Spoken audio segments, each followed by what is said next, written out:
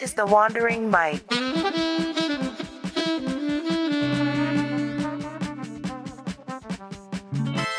Welcome everyone to the Wandering Mike. Today I'm here with Debra. Hey Debra, how you doing? Yeah, I'm in the United States. Are you in New Zealand? Yes, I am. Queenstown, New Zealand. I don't know anything about you, so this will be very special. Yeah, it's going to be a very interesting conversation, I think.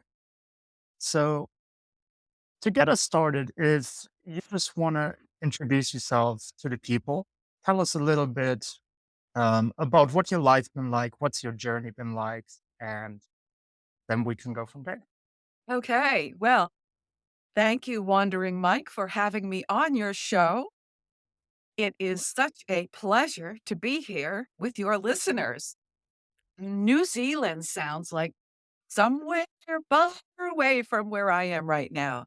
And I don't think I know very much about New Zealand, which is not a good thing to say, but anyway, I'm in Florida, and my husband and I moved there last year to spend our golden years.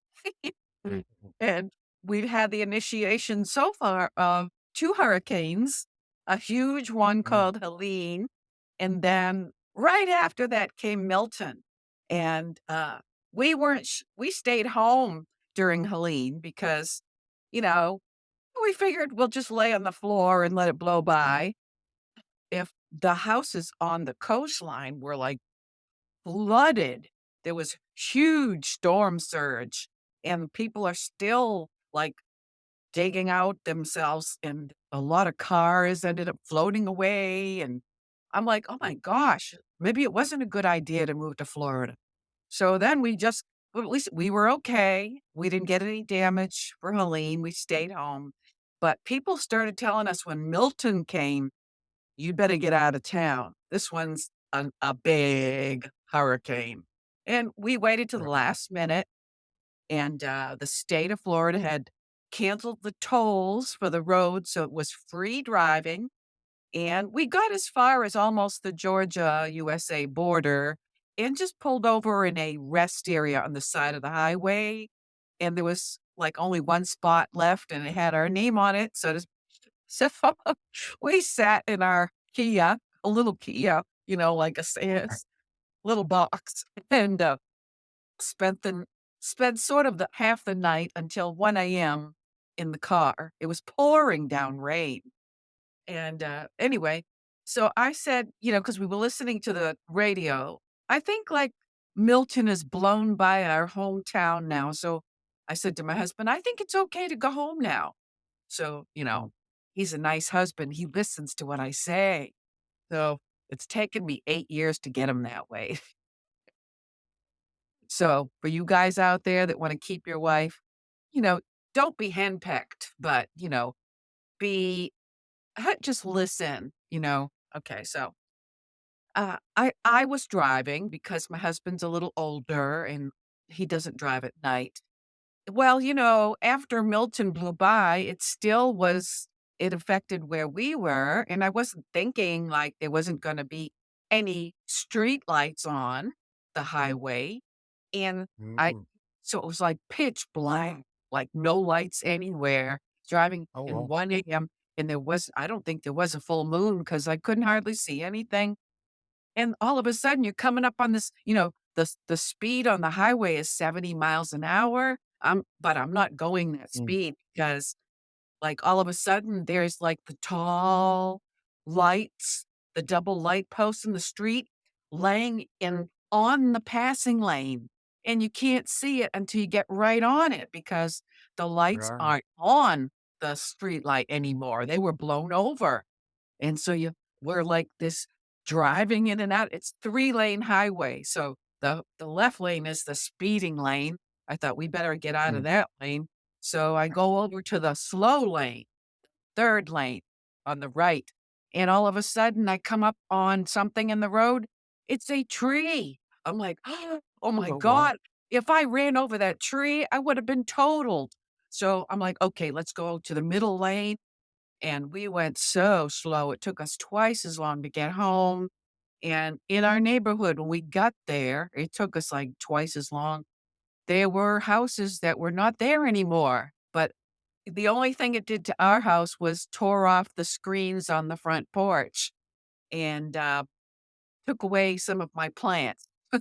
Like, okay, that wasn't very nice, Milton. So anyway, people are still getting over the trauma from that storm. And the latest news as of this recording is Sarah is on her way here. And we've only been here a Oh, year. wow. Oh my gosh. So, like, I think we'll probably evacuate and, go just to be safe. But man, talk about an initiation moving to Florida. You know, it's beautiful here, but, you have to deal with that kind of That, stuff. that, that sounds intense. Yeah. Oh, yes. But anyway, I've been busy. Like we were out without electricity for a while, try to recoup Mhm. and of course I'm a musician. I'm an indie artist. I don't know if you have my music in New Zealand. Do you? Debra Cohen music? I'm pretty sure you can find it on Spotify, right? Oh, yes, yes. You have Yeah. Spotify in New Zealand? Yeah. Okay. So Right. we can Trade get it through the. So anyway, I started writing music in the, '80s, I guess you could say. I'm sort of an Mhm. older person, and, I was in a new wave rock band. This is around the time the Cars were out, and, my band opened for Joan Jett.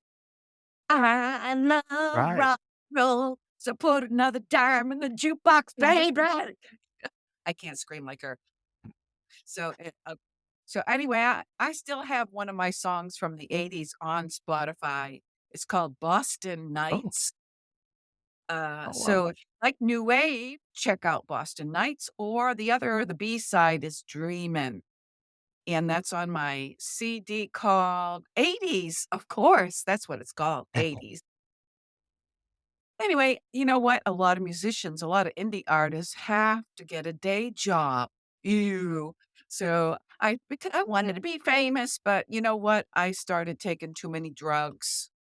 I was having a good old time in Boston in a rock band, and people were giving me all kinds of lines and pot and Dom Perignon, and I was always Yeah. high, and I thought I sounded good, but when you're half in the bag, you don't really sound good, at least I did. And then I almost died from a drug overdose, so I thought, "Oh my god, I think I'm dying." Really, I took something like LSD that was laced with some kinda strychnine, so Mm. I didn't have much of a prayer life even though I was brought up Catholic. But you bet your booty, as soon as I felt myself expiring, I started praying to God, even though I didn't know him, "Please, God, if you let me live, I promise I will serve you." And he let me live. So I'm like, "Uh-oh, now I gotta make good on that promise, right? Because 'Cause I'm talking to God, not just somebody that I can break my promise." And, so I Mm. started looking into, uh, who Jesus Christ was first, and then that took me to a trip to Israel in 1999. And that's when I discovered that he was a Jewish rabbi. I'm like, wait a minute. Nobody ever told me that in Catholic school. So I'm like, I got to study some more. So, give you all, for any of you that are Christians, I'm not, I've gone on to Judaism. But if anybody else is a Christian, I encourage you, do not uh, not read the Old Testament. See, most of the churches over here, they tell you Jesus came to fulfill the law, therefore we're no longer under it. But guess what? What did he teach when he was on earth? The Old Testament, called the Right. Torah. The Torah. So I'm like, "Oh my gosh, what was I thinking? Was I thinking he was teaching the New Testament? That wasn't written until 60 years after he died. Hello? So this is why you have to think for yourself. And I discovered when I came back from Israel that I was going to study the Torah by with this online guy called Rico Cortez. He teaches it's easy to go from Christianity to Messianic Judaism, which they still believe in. They call Jesus Yeshua in Hebrew, but that's not right either because it's Yahushua. But the more you study, the more you realize, wait a minute, this isn't right. I believed what somebody else told me, aka doctrines of men and women. You have to find out the truth for yourself. In one of my favorite songs by John Lennon, bless his soul, is Gimme Some Truth. I'm sick and tired of hearing things from whatever, I won't say it because I don't want to get bleep on your show. So I That's all started right. yeah, so I started writing, songs about spirituality and psalms because I was recovering and I had to go through counseling because some of this, childhood issues came up, like being molested by my stepfather. Like, I didn't even know it happened when I was 13 until I was 30 and got in a car accident, and all of a sudden started having flashbacks of what happened to me at 13. I'm like, "Where's this coming from?" So I had to go to a Oh, counselor. Terrible. So anyway, I, have gone through the path of forgiveness because you have to forgive those people that hurt you, and it's a long journey to healing, but if you wanna make it as long as I have, I am celebrating on this month, the 30th, my 70th birthday. oh, Right. congratulations. And then probably when people hear this, when they listen, it'll be too late to vote for me, but I'll just tell you anyway. I decided I didn't wanna be depressed, at being 70. I didn't want to be depressed because who wants to get that old? Especially, I don't know Yeah. how it is in New Zealand, but there's no respect for the elderly, more or less, in the United States. I know a lot of the Asian countries have a very high regard for their Yeah. elders, but in the America, for the most part, they just throw you in a nursing home and you die there alone. It's really a sad, sad thing. So I thought, I don't want to go down the sad road. I think I'm going to go down the happy road. I'm going to join a beauty contest, the first one in my life. I joined at Oh, 69. Yay! And, so anyway, it's to benefit the National Breast Cancer Foundation. 'Course national would be in the United States, right? But I know there's other yeah. countries have breast cancer. But anyway, so you win by the number of votes. And I have so far I just started on a whim. I thought, "You know what? I'll just try this." But, who am I kidding? This is called a Fab Over 40 beauty contest. So I'm competing with, like, women that are 40-ish, 50-ish, 60-ish, and then here I come 70. I think it's all right. So it's the number of votes, and, I made the semifinals last month. Then Oh, 2 weeks ago, I made the top 15, and last week, I made the top 10, and exciting. tomorrow night, which is November 14th, they're gonna announce the top 5. So if you were, hearing this or maybe, Mike, wondering, Mike, you'd be nice enough to look up the, URL? I'll give it to you right Yeah. now. It's, vote fab, that's FAB, 40.com/2024, 2024 slash Debra, Debra dash Cohen, Cohen dash 2, the number 2, not TWO, just the number 2. You go there, you'll find out all about me and see all these like, this was my photo shoot today, so I went for the Oh, Mrs. Maisel look. So I'm having so much fun, and I don't know how far I'll get, but right. yeah, I've been meeting some really cool people. So, and the winner, would I would get some money to upgrade my old iMac and get a new phone because I'm still using the iPhone 8 Plus, and, because I'm a recording artist, I had to learn how to do my own recording. I'm sitting in my recording studio right now. I record my own music, and believe me, I listen to things that I recorded in 2008, and I'm like, I listen now and I'm thinking, "What's that high-pitched sound? I how can I not have heard that?" But the thing is, the more you do it, the better your ears get. And I wish I Right. could just go back and fix some of the stuff that I recorded like 10 years ago, but I get so many songs I want to write. They come to me in my dreams. I hear them when I'm sleeping and I think, whoa, I got to get up. I get my guitar and I record it on my voice recorder. I hum it, right? And then go back to bed because I forget it always. I've lost a few good ones because I was too lazy to get out of bed. I never hear them again unless God gives me a replay. And so then I sit down with my guitar when I am awake and my cup of coffee. Got to have Joe, right? And try to feel how the music makes me feel. And that's how I come up with the words. So, anyway, I would appreciate if you would share my music. Listen, I write multi-genre music. So if you don't like the 80s, you can flip a few decades and go to Psalms, which would be Christian, some Christian music, right?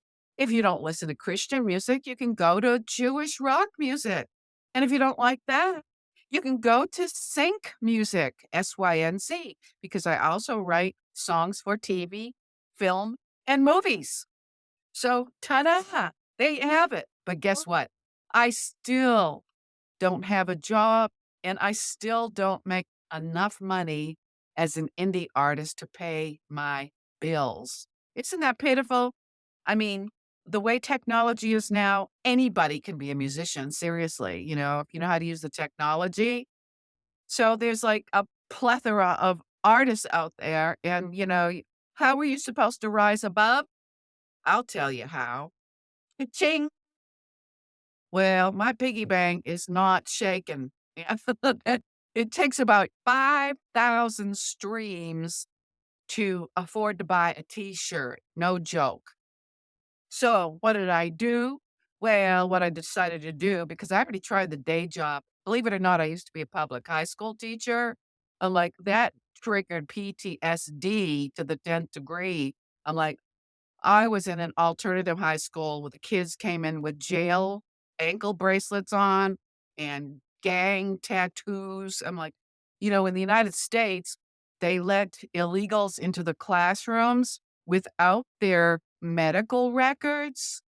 And all of a sudden, I'll be in the high school classroom teaching, and Romero disappears after being there for 3 months, and I'll start asking around because he didn't show up. "Where's Romero?" And I go to the office, and they say, "Oh, well, we pulled him out of school because he didn't have this vaccine." So, like he said, like whatever, TB or whatever it is, in the classroom for 3 months. And, if I was a parent, you bet I'd be on the phone fighting with the CDC to say, "Look, hopefully, Trump, our newly elect president, I hope that he changes that because he is shifting the, control of the public schools from Washington, D.C., and dispersing the responsibility now to the states, the individual states. So hopefully they'll fix that mess because the nation didn't has not done a good job with their public schools. Need I say more?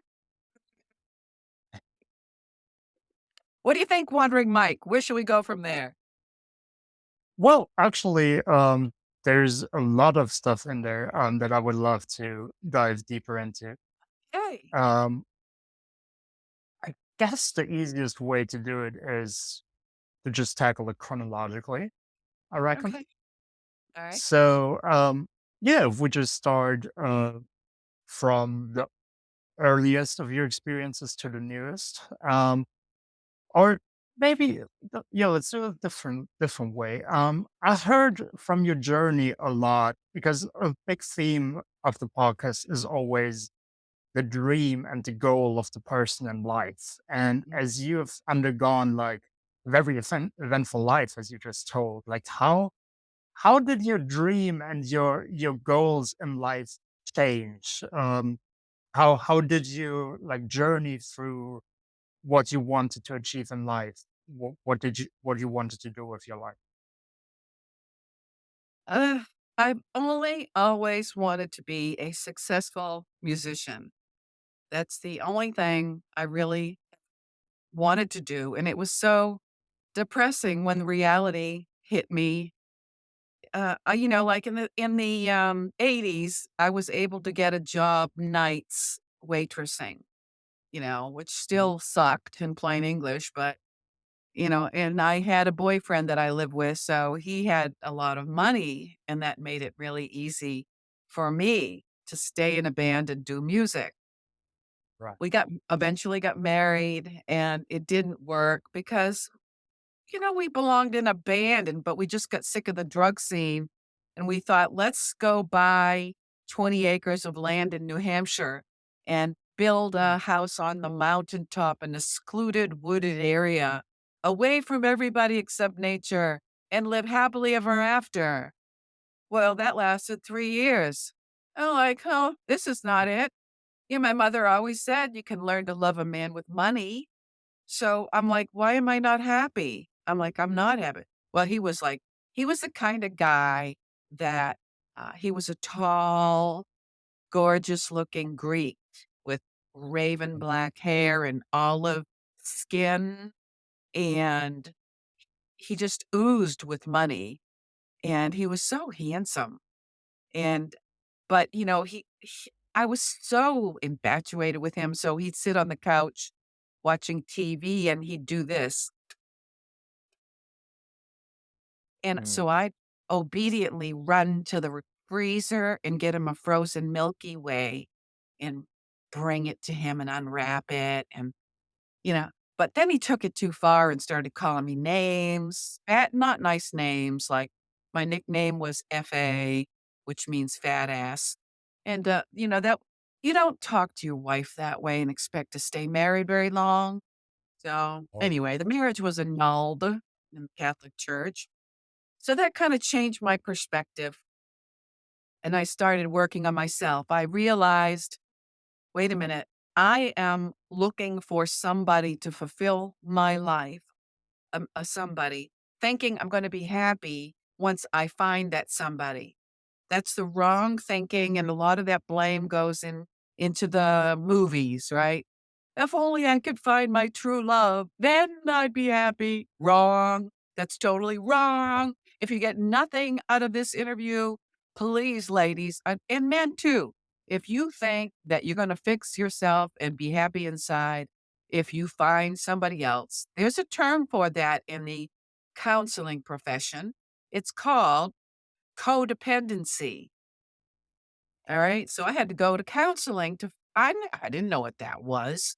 So, okay, I realized you have to be content inside with yourself, and then you complement the other person.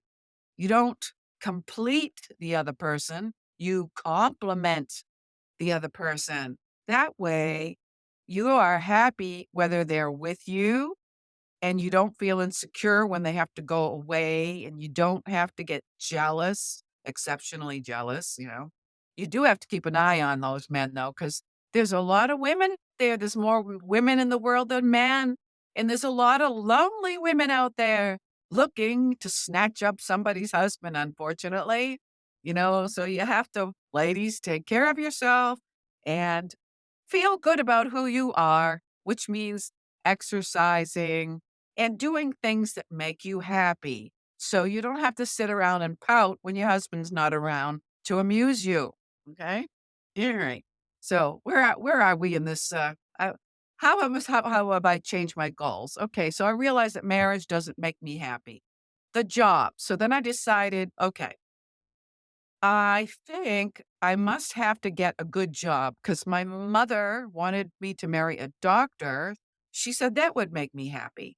So she was wrong about the money thing, but Mm. Then I married then I got into dating somebody that didn't have a buck. That's worse. So if they've gotta have some kind of money, you know?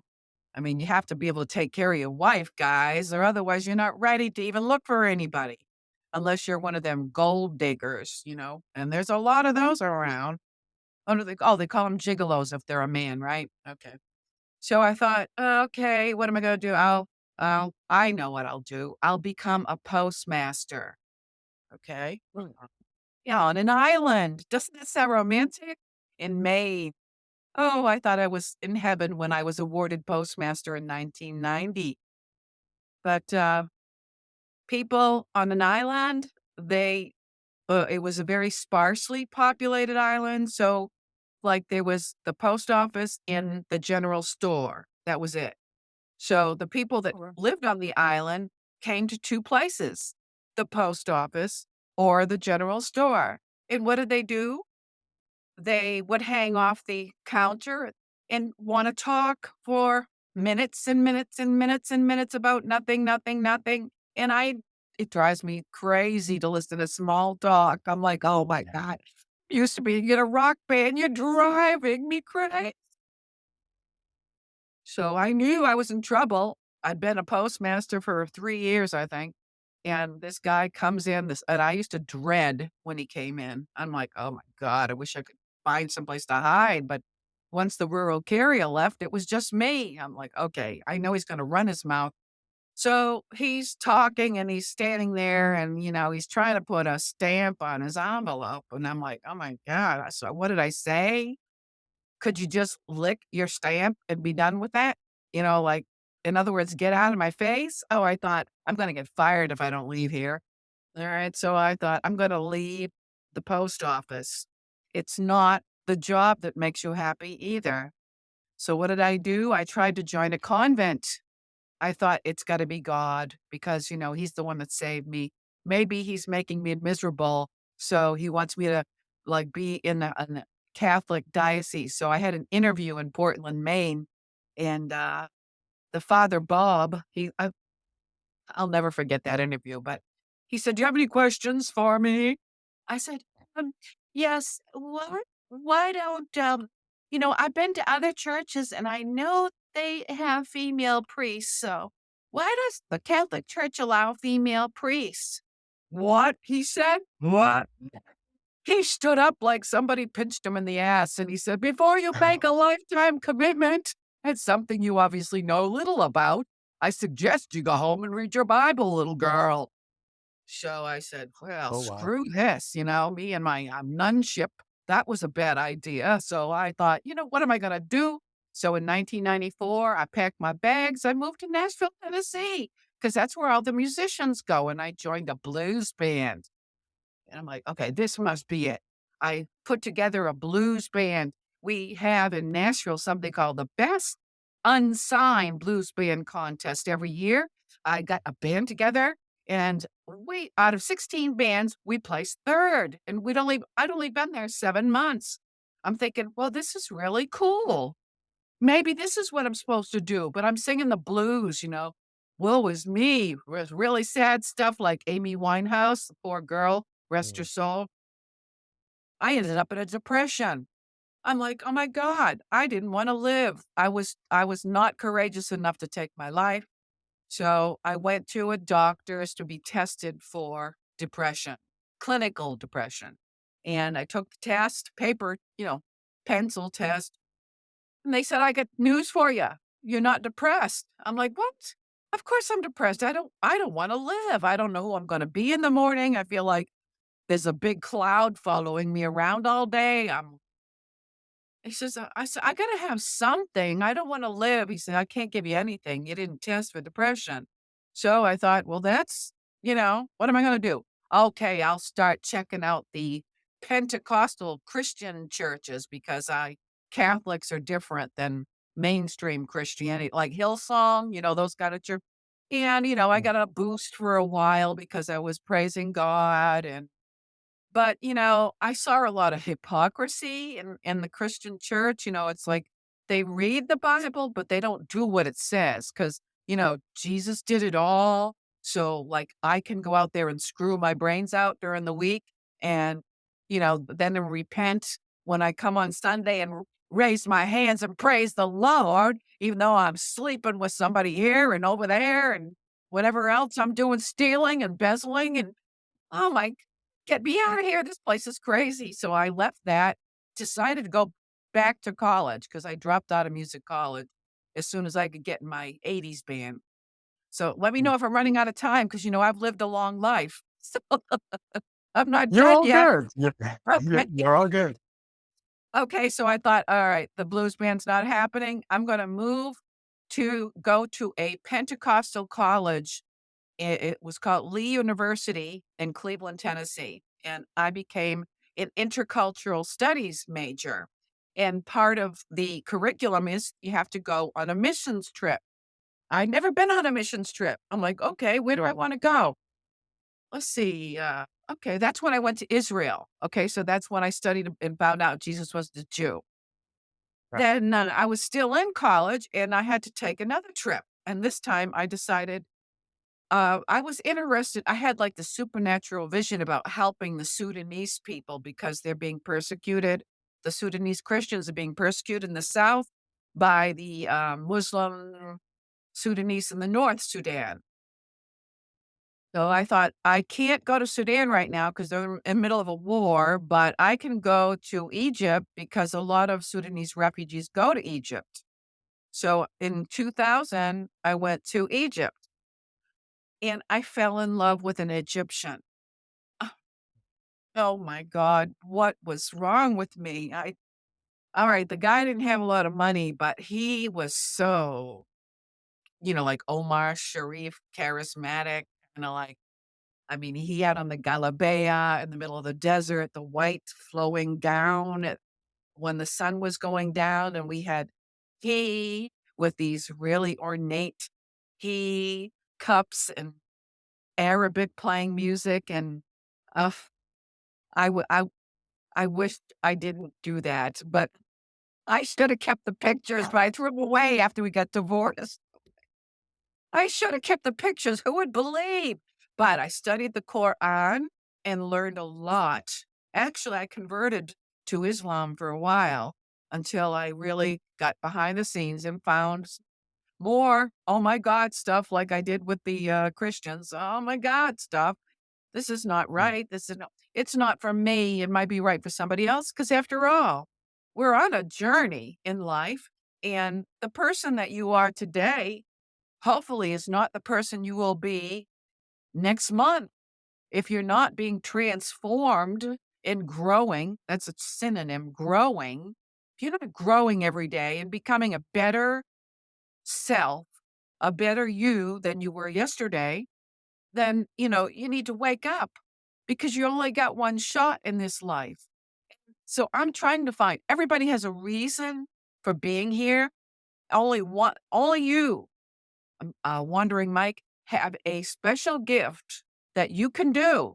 But your job while you're here is to find out what that gift is and refine it, right? Like a diamond.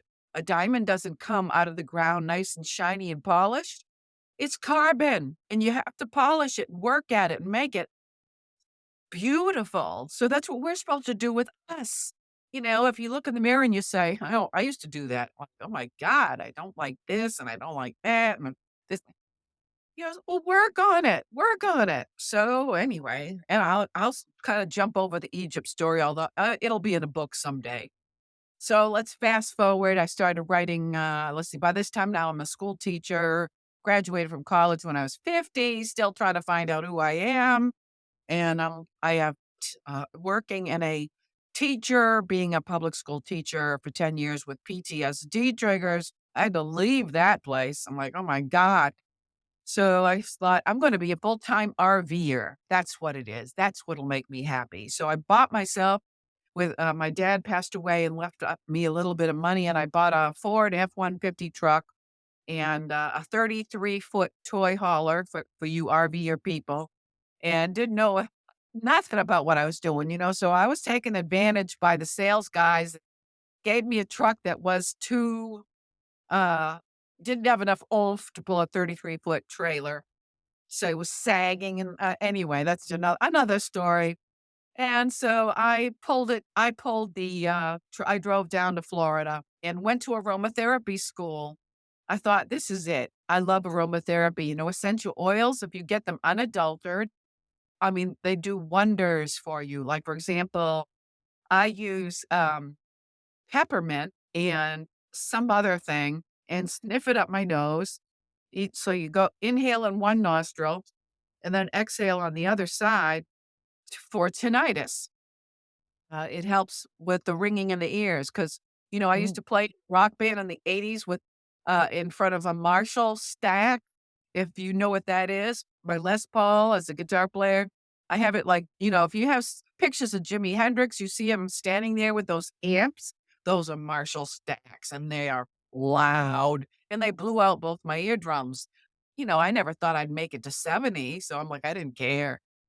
So here I am like, I don't really socialize too much now because I find myself saying, "What? What? Huh? What did you say?" I get tired of saying that, like, "Huh?" I just shake my head and hope I'm saying, "Oh, really?" Right. At the right time. Yeah, if I sit there like I'm supposed to be listening and the guy is waiting for an answer, I'm like, Okay. "What?" Yeah. I need to get a hearing aid, but I don't have the money because 'cause I'm not working right now, okay? I hate to say that, but I sound like a beggar, but a lot of musicians are. Okay, so let's see, we found out anyway, the RV wasn't the trick, but it did get me to Texas. I decided after I left aromatherapy school, it wasn't for me because you have to take pages and pages of medical history, you know, and I'm sitting there listening to people talk about their aches and pains, and I'm like, I can't listen to this all day. I just can't. I'm sorry. It's not that I don't have compassion. It's just that I am not excited about listening to this person talk about, when there's too much risk. If you get contraindications because they've got all this medicine, I'm like, God, this is not my thing. It makes me nervous. I need something that's calming. So I got certified in teaching yoga because that's what helped me after I fell out of my RV and broke my arm. I thought, oh, great. This is what happens when you live your dream, you break your arm. Anyway, I thought, I think at this time, maybe Obama was in the presidency. And I thought, if this country goes to war, where is the best? I'm talking about civil war. Where is the best place to live? The answer is Texas, because it's a republic. It can separate from the United States and be its own country. So I thought, I'm going there. So I hooked up my RV and I drive across country by myself and I'm like scared because I don't know where I'm going, but you can't let fear hold you back. This is why I've got so many stories because you will feel afraid, but you don't let your feelings hold you back. If you got the green light and you feel like this is what you need to do, go. So I went and landed in Fort Worth, Texas in 2016. Yeah, August 2016. I thought, okay, I don't really know what I'm doing here, but I feel like I need to be here. So I start looking for a synagogue because, this now I'm going to synagogues. And I go to the synagogue and I see this guy up there in the synagogue that I've never been to before. He's got on a tie-dye shirt. I'm like, I love tie-dye because I'm an old hippie. I don't have it on today, but I think you can tell this is hippie, except for the Mrs. Yeah. Maisel hat.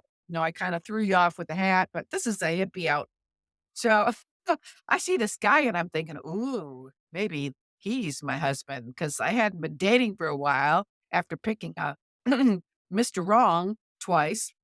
I was afraid to date. So I had a list of 10 things that the guy had to have before I'd give him a date. All right. I walked around with this paper for 8 years and never had a date because there was 10 things on there. I would quiz guys like make believe I'm going to date you, wandering Mike. Okay, number one, are you a rabbi? That was my first thing on the list. And you say no, and I say, well, I'm Right. sorry, I can't date you. Number two, you have to know more Torah than me. And I quiz the guy. No, he didn't make it. Number three, you will not make me sell my Les Paul guitar because the last 2 guys tried to do that because they realized Mm, it's worth the money. So I had to hide it from the Egyptian because he wanted to sell it. I'm like, "No, you're not gonna sell my Les Paul guitar." So anyway, my friends by this time, I'm 62, and my friends are saying, "Look, Deborah, you have to chop this list in half. You can't afford to be so picky at your age." So, okay, I chopped it down to 5. So I have a list of 5 things, and I see this guy with a tie-dye shirt, and I'm like, "Ooh." But he was announcing that he was getting married to somebody else. I'm like, "Oh, mm. man." I thought he might be the one because that I but anyway, I looked him up on Facebook because he was a rabbi, and I Oh, he found was. him and started following him, and, then I see a post not too long after that, he says, "I'm done looking. If God wants me to get married, he's gonna have to send her to me." Yeah. So I saw that, and I'm like, "Oh, really?" Oh, let me just write him a little note. So I said, "Dear Marty, let me correct you because the book of Proverbs says that the man finds the woman, and you did." So he said, "What do you mean?" "Well, I saw you at the synagogue that I was at not too long ago." And he's like, "Oh, really?"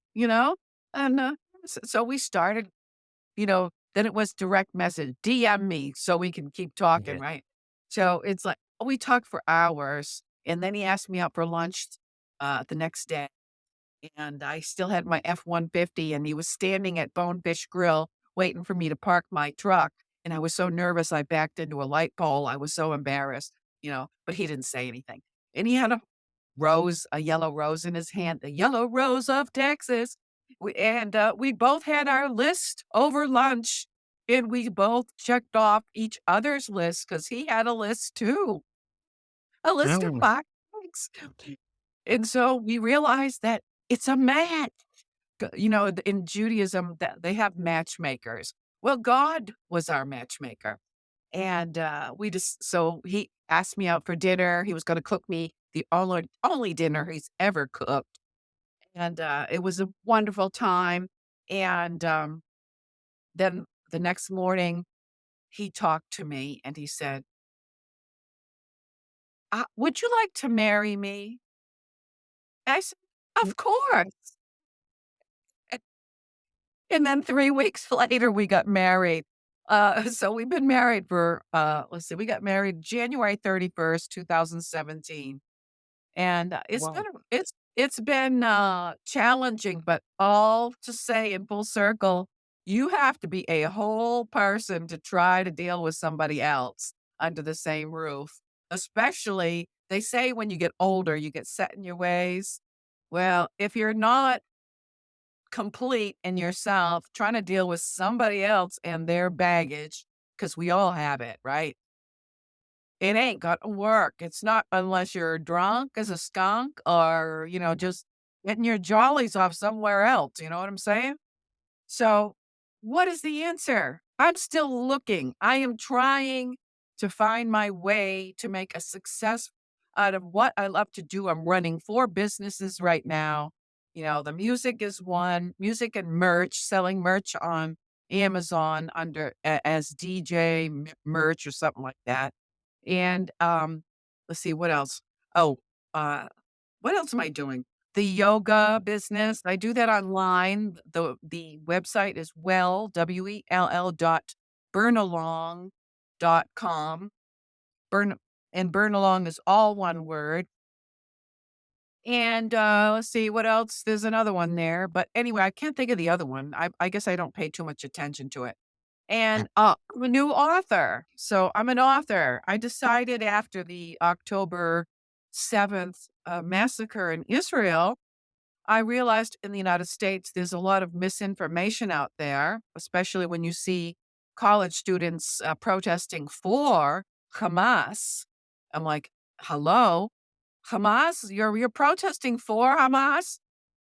Burning American flags." I mean, I'm not gonna go into it, but I thought, these people don't know the facts. They feel sorry for what is happening to Palestinians, but you can't blame Israel for that because UNRWA is the only branch in the UN specifically appointed to take care of those Palestinians, and they're not doing their job. It's the problem with the UNRWA. So, yeah, all of the other refugees in the world are governed and taken care of by a different UN agency called UNHCR. Okay, and but for some reason, the Palestinians have their very own exclusive agency, and they're not doing their job. So we need to dismantle UNRWA and bring the Palestinian refugees in with the rest of the world that is taken care of by UNHCR, and let's get rid of UNRWA. Okay, because they're not taking care of those poor refugees. So I decided to write a book about this because the blame is going to Israel, and that's not right. It's not based on facts. So this scientist discovered hidden documents that were let's see, they were written at the time of the British mandates, and the people at the time of the British mandates told the secretary, I think his name was Henry, it's in my book, to hide the documents. Don't ever publish them. Actually, he was told to destroy them, but he didn't. He hid them instead in the UK archives. Well, the scientists recently discovered them, and I found out about it and published them in my book. So please, you need to read the book, Jewish Palestine, Arab Palestine, A History of Conflict by Debra Cohen. You can find it anywhere online, or you can go to my website, debracohenbooks.org, and read it. It's an easy to read outline because it's so hard to understand. But I'm telling you, I've got like 100 reviews on Amazon right now, and people are thanking me because they never were able to understand what the hell's going on over there in the Middle East. Once you figure out the facts, then you can do something to fix the problems. But if you're trying to have a two-state solution with propaganda and lies, it's not going to work. So,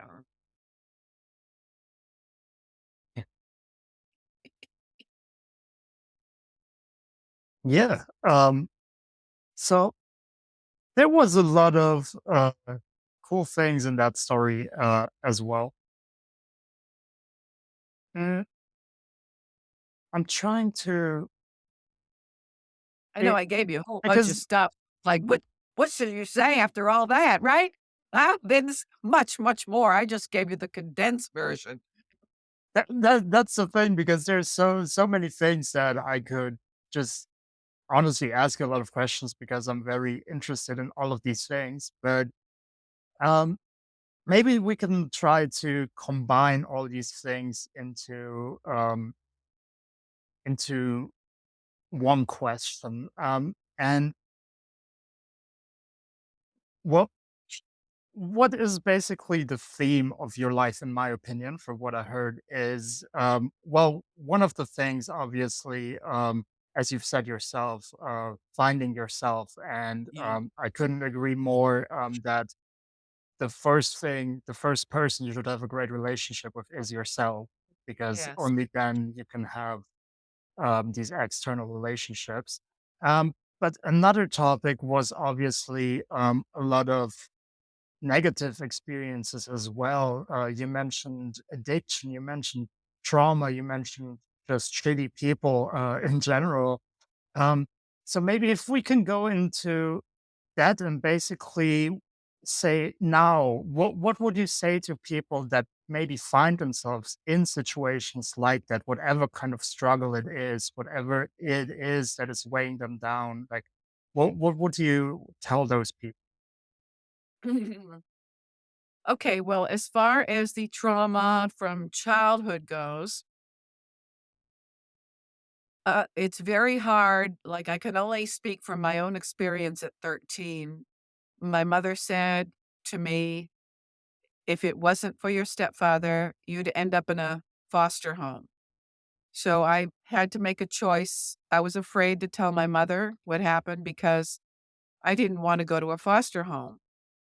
So I just buried it inside of myself, and it only happened once. And I shouldn't use the word only because it only takes one situation like that to destroy a child inside. So I somehow managed to forget about it, the power of a human being to like not think about things, not deal with things that happen to you in a negative way, but it comes out in negative behaviors, which I still struggle with to this day. So at some point, if you don't deal with your trauma, you may think that you're doing okay or drowning yourself in drugs like I did, because people that abuse drugs are actually crying for help. You know, you might think that you're doing it for a good buzz, and depending on the people that you hang around with, you have to decide, is this just recreational? Like, it'll be interesting to see in the United States, we just voted on whether or not we should make marijuana legal for recreation. So it'll be interesting to see what happens to this country when everybody's smoking pot, you know? But I think maybe the reason for it was to uh, kind of diminish the gang problem of making money on the street selling illegal drugs, you know? Maybe that's what they're doing. I have no idea. But you have to find somebody that you trust, and that's a hard thing if you're a child because you're supposed to trust your parents. And you can't necessarily tell a school teacher because they're going to have to legally, I don't know how it is in New Zealand, but in the United States, if a child tells you they're being abused, the teacher has to report it to an Yeah. agency who has to go and investigate. And of course, the parents are going to lie because who's going to admit, yeah, I'm molesting my daughter? You know, that who's going to say that? And, you know, so I just decided not to say anything, but it came out, like I said, in a car accident. I couldn't stuff it back inside of me when I was having these flashbacks, which drove me into counseling. So a child could try to go to a guidance counselor if you had things like that in New Zealand and say that you want to speak to a certified counselor about issues that you don't want to disclose. A child could say that, but you're still opening yourself up to a potential investigation. It's a real hard thing. If you know anybody that you can tell, you know, I just didn't want to be pulled out of my home as dysfunctional as it was. And so I don't really know if there is an answer. Supposedly, there's a telephone number that's available if you're being abused. But again, people are going to come and look.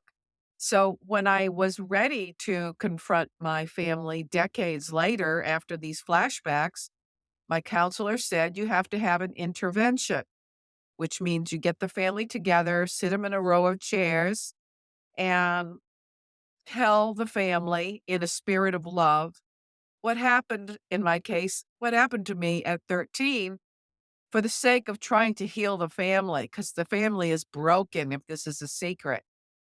Okay? So I decided to do that. And because my counselor said that's the only way I can regain my self worth. And so I thought I was going to regain my self worth and my family. I succeeded in doing one of those things. I regained my self worth, but my mother didn't believe me. She thought I was telling her to hurt her. And she asked my stepfather, who was in the room with her, if he did this.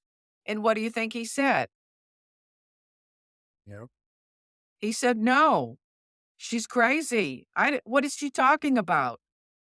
And so I couldn't believe it. He wasn't man enough to say anything Understood. about it, even decades later. So I wrote a song about it to make it public because I wanted to help other girls that are hiding their truth. And I didn't publish the song until both of these people died because I didn't want to hurt them. I'm not heartless. I didn't want to tell my mother. I loved my mother and I didn't want to hurt her, but I needed to have some self-worth. It was destroyed because of her verbal abuse and his sexual abuse. I released the song. It's called Your Debt. So if anybody wants to find that on YouTube, you can hear the words of what I was feeling at the time I was 13, because I wrote those words in the context of when it happened.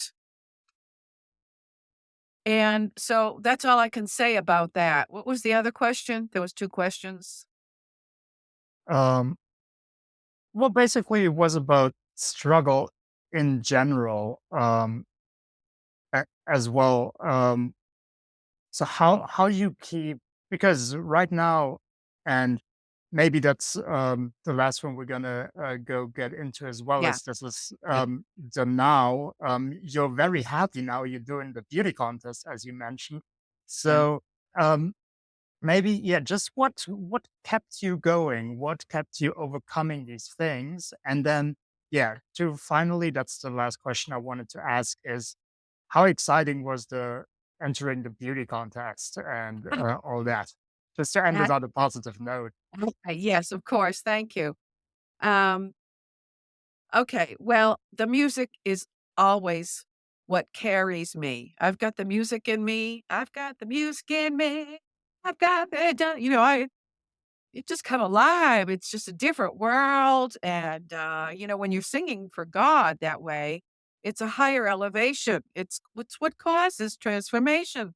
So, whatever your congregation is or not, maybe you're singing in the woods. Why do you think the Black people used to sing so much in their misery? Because it kept them going, the music in them. Mm. And you can hear, like, one of my favorite singers, Mahalia Jackson. You can listen to her story with her music, her sound, without even any words when she hums. There's a good story coming.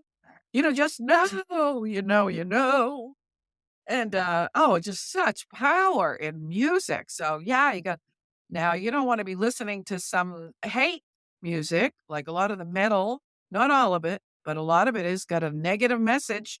You become what you listen to and what you eat. So you got to be thinking about what you're doing with yourself. At some point, we all wake up, hopefully, before it's too late. But I've decided this is the other business I've got going. It's brand new. That's why I couldn't think of it. It's called Soul Sing, and it has to do with this question of music.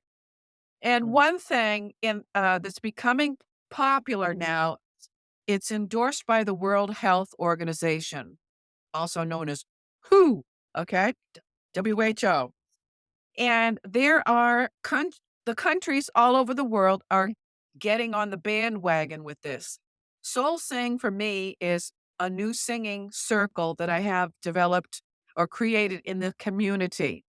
And what it is and what's happening, and it's in the world of medicine, your doctor or mine would listen to your case. So this is an answer for people that are dealing with struggle and depression or whatever, and they don't know where to go.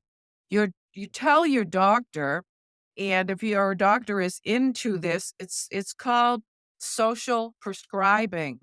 So you want to find a doctor that prescribes social prescriptions. And what that is, they will assign you to a link person in your community that will, like, for example, if somebody is struggling with lung disease or anxiety or depression or loneliness, that person would come to my singing circle. So the doctor would write a social prescription. It's non clinical for that person to come to my group and work through their issues in a safe environment that way. So I think this is a great thing. And I'm hoping to develop Soul Sing into uh, this for my area in Clearwater, Florida. So I think I'm really excited about it. You can look up, I think the website is, it wouldn't work for you because it's in USA.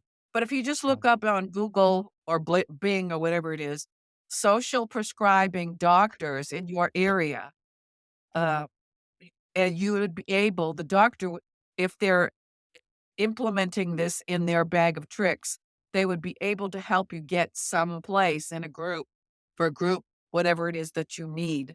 And it's much needed because drugs is, legal drugs is not always the answer. So finally, what was it like to enter this beauty contest? Yes. Oh, it's called Fab, like it's short for fabulous, right? Fab Right. over 40. And I thought, well, gosh, I wish I had found this when I was like 40-ish instead of 70. But you can look up on their website, Fab Over 40 and I guess it's .com, or better yet, go to my link so you can vote for me. Well, by the time you get this broadcasted, I don't even, they'll probably have the winner by then. But Mm. I just started it on a whim because, like I said in the beginning, I didn't want to turn 70 and have it, it's like the downhill slide in the mentality of thinking, oh my God, being older. Oh no. And you get around people my age and all they want to do is talk about, like if I ask somebody that's 70, so what's going on in your life? They start talking about their grandkids. I'm like, what? I didn't ask about you. I don't even know who you are. Why are you telling me about so I don't have grandkids. Right. Well, I never had any children because I was a mess and I knew I wouldn't make a good mother. I just decided I'm not having any kids. I'm the kid. It's the child inside of me that's finally coming out and happy because I've done 7 decades of work on myself. Okay, I'm not saying don't have any kids. I'm just saying it wasn't for me. There's more to the story which led me up to that decision. So I thought, okay, I guess like I'm a yoga teacher, but I got hit with COVID and I was hospitalized twice. And so for I was unemployed as I was a yoga teacher working, teaching 3 different places. When COVID hit, I lost all 3 jobs, sedentary for 2 years, put on too much weight, and now I can't teach it because I'm out of shape, but, 'cause, COVID attacks your respiratory. If I try to do cardio, I'm, like, huffing and puffing like, Mm. like, how can you lead a class like that? But I'm still certified in teaching online, for easy things because I also tore up my meniscus, so right now I'm posting things on Burn Along for people that have knee problems. They want to repair their torn meniscus. So I can teach things like that. But the beauty contest is helping me to get back into shape because now Oh, I'm motivated. I was just really in a funk about looking in the mirror. I'm thinking, man, you are just plain old fat. Nobody's going to want to follow you. They don't want to look like you. So I needed this beauty contest to come along. They have a nice word in the United States for people that are plump, pleasingly plump. They call it size inclusive. So, yeah, I'm size inclusive here. You take a look at me. I look good from the neck up, but ouch, size inclusive. I'm not no Twiggy. So so I am trying to exercise more than I ever have, and I'm bicycling every day, and it's making me happy to work out actually. There's physiological benefits that take place when you go do some exercise, even if it's just a little walk or bicycling, your body gets like, what is it, endorphins? It's that feel good hormone. And so I'm trying to talk my husband into exercising because he's got back problems and he's like, mm. "Stay away from me. I don't want to exercise." I said, "Well, have it your way." He says, "That's right. Have it my way. Thank you." So I do the exercises by myself. I ride my bike and, do what I can. And I'm feeling better about who I am. So I'm happy doing this beauty contest, no matter what the results are. It's been a positive experience for me. And I mean, you already made it to the top 10, possibly, hopefully top 5. So that's already super exciting. So Let me cross this finger here. Yes. yeah. They're going to announce the top 5 tomorrow night. Stay tuned. You can oh, well, you can okay, so your people might already have missed the results, but you can go to that website, and can I say it one more time?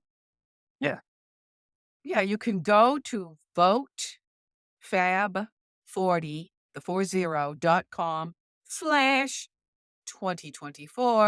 slash DEBRA dash COHEN dash the number two. And I assume that they'll keep the web page going even after the contest is over. But And they can who still knows? check all that out. I yeah, check and find out if I made the top 5. And, Yeah. yeah, now you're not off the hook there, wandering Mike. You gotta vote for me because now you know about it right now. So, Well, I I'm don't know if it gonna go do that right away. yeah, go do it. And, today only, which is they call it Hump Day in America. Don't ask me why they call it hump. It's in the middle of the week, I guess. Hump Day, yeah, double votes. So the first vote is free. They give you a free vote every 24 hours, and additional votes are $1 each, and it goes to the National Breast Cancer Foundation. So for every vote, there's a double, another vote. 2 and so that's how a lot of people are winning is because they wait for double vote days and you get Right. twice as many votes, because the winner is found out by the number of votes. All right. Um, yeah, so I guess we had a very interesting conversation. Thank you for sharing your stories, your journey, giving us a little glimpse into your life. And yeah, finally, I will obviously link everything we talked about in the description as well. The beauty contest, if people can only check it out afterwards. But Yes. then we have your books as well. We have the burn along. Um, I'm gonna put, and we obviously have your music, which I'm Yeah. gonna link to as well. So, anything else you just want to mention before we close it up? I would just like to thank you, Mike, for letting me run my mouth for this amount of time. And I hope there's been something in what I've said that would help your listeners because, I don't want it to just always be about me, but I think my next book will probably be, about like a chapter will be about me, but like the good question you asked, what about other people are struggling? What do you recommend they can do? So I'll add that to the end of each chapter so it's helpful. They're not just reading another story, There's something that can help the person that's reading it. So that's what's in the future. And once this beauty contest is over, I need to get back to writing songs because I've got a whole bunch of them waiting to be recorded. And if I win the contest, I would be able to Oh, upgrade yeah. my iMac. Yeah. Oh, yes. Look out. Oh, I'll have to plan what I'm going to do when I'm 80. Right. The way technology is going too, maybe they'll have some, like, I really wish I could do something with my here's some wisdom for you young ladies. I never used to cream my neck when I was younger. I only did my face. I'm like, "Oh my god, the first thing that ages on a woman is the neck and the back of the hands." So, nobody ever told me that when I was younger in my 20s. Please take care of your neck and your hands too. There you have it. Perfect. So, with that, and that wasn't the only useful thing today. There was a lot of useful stuff in there. Um, so, thank you again, Deborah, so much. And bye, everyone. Yes, peace, love.